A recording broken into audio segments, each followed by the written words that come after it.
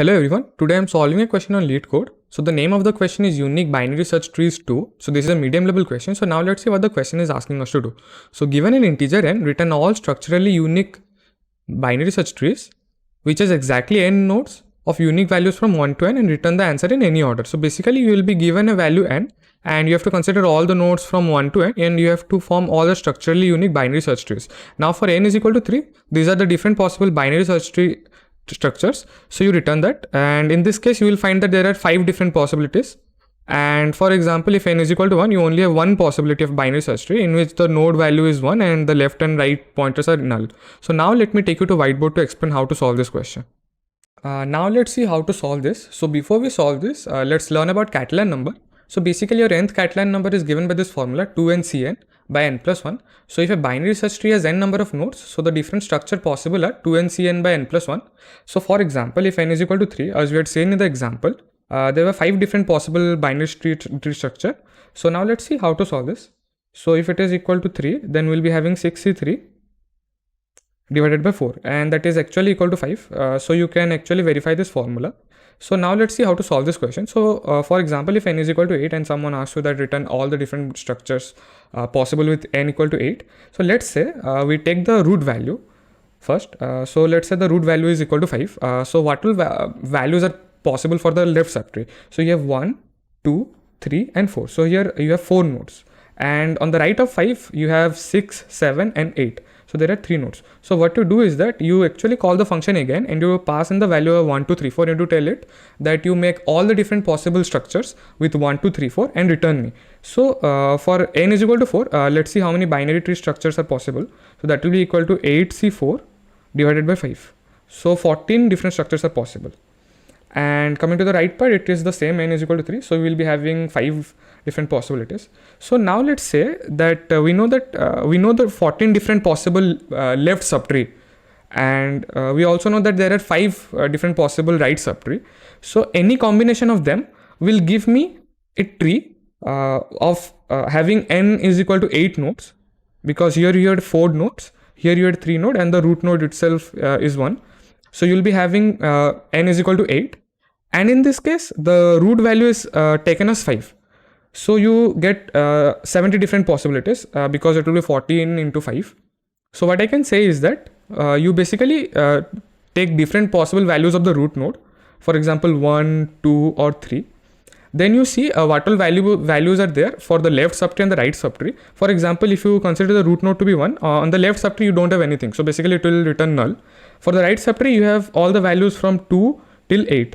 Now if the root node is 2, the left subtree will be consisting of only one value, that is 1, and the right subtree will be consisting of all the values starting from 3 till 8. So what you do is that you call the function and you pass in 3 to 8 and you tell the function that you return me all the different possible T structures like having the values 3 to 8, and this will return your own single node, that is a node with a tree with a node and the value is 1.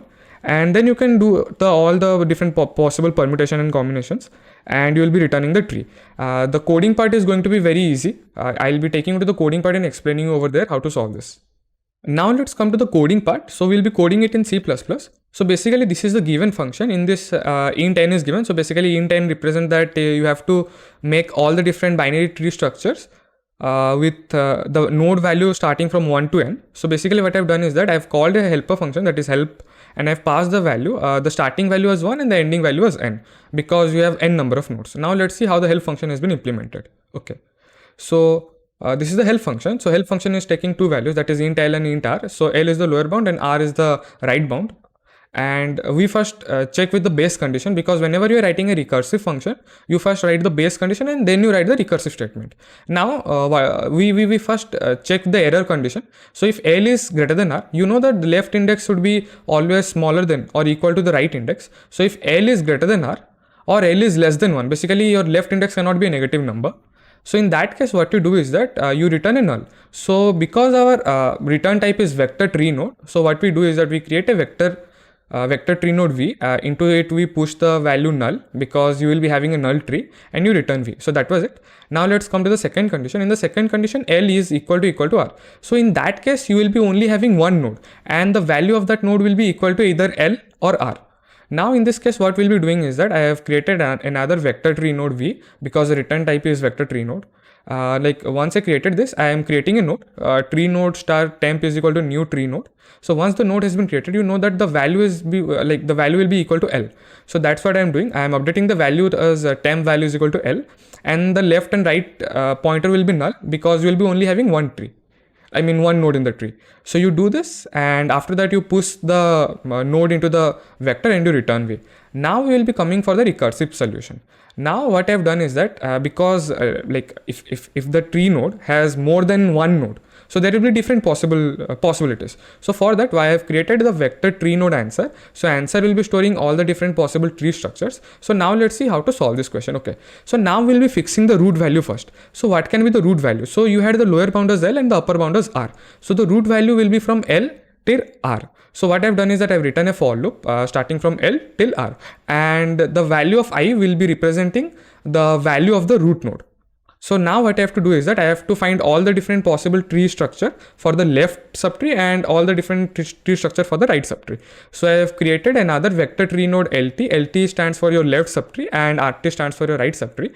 So in the left subtree, what all possibilities are there for the values? You know that the root value is I.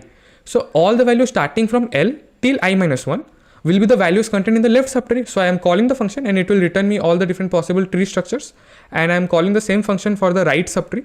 Now once that is done, I know that all the different tree structure for the left subtree is contained in this, and all the different tree structure for the right subtree is contained in this. So I basically need to take a combination of them. Like I have to consider one of this and all of RT, then consider another of LT and all the different tree node for the RT. So that's what I've done in this nested loop. So what I'm doing is that I'm iterating through the left subtree. So left subtree will be consisting of all the different possible tree structure for the left subtree. And also I'm again iterating inside the for loop for the right subtree. So basically I'm basically considering 1, 1, 1, 1 left subtree, and for each left subtree I'm considering corresponding right subtree. So once you have written the nested loop, what you do is that you create a node, and what will be the node value? You know that the root value was I, so it will be I. Now you have to assign the left pointer and the right pointer. So the left pointer should point to the left subtree and the right pointer should point to the right subtree. Now for the left subtree, you know that LT of k, basically LT of k, your k is a variable iterating in the left subtree tree node, like that is the vector. And the vector is containing your tree node, basically the node of the left subtree. So basically here what I am doing is that I am assigning the left pointer to be one of the node in the left subtree vector, and the right pointer to be the right node, the node of the right subtree that is contained in this right tree vector. Now once I've done that, I'll be pushing it into the answer because this is one of the solution, and then finally I'll be returning the answer. So that was it. That's how you solved it. Basically what you did was you called a helper function. The helper function will take the value int L till R. It will create all the different possibilities and return you. So whenever you are writing a recursive solution, you write the base condition. So these are the base condition. If L is greater than R or L is less than 1. So this is the error condition. Like this is not possible. So you return a null tree. Now for L equal to R, you will be returning a single node.